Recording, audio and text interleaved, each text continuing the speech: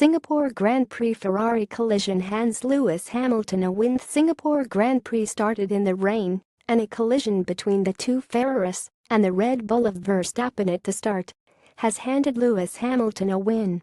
The 2017 Singapore Grand Prix looked like it was a done deal for Ferrari after they and the Red Bulls relegated Lewis Hamilton and his Mercedes to fifth place on the grid. Hamilton confessed after qualifying that it would take a miracle to get a win, and his prayers were answered with rain.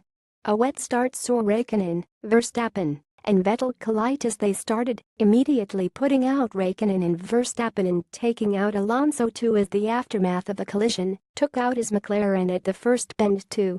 Vettel looked to escape the worst of the crash, but it resulted in him losing control shortly after, spinning and losing the front of the Ferrari.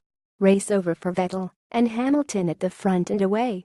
On his tail was the Red Bull of Ricciardo, but despite the Singapore track favoring the Australian, Hamilton drove superbly to keep him at bay, despite three safety cars, wet and dry conditions and a race cut short on laps.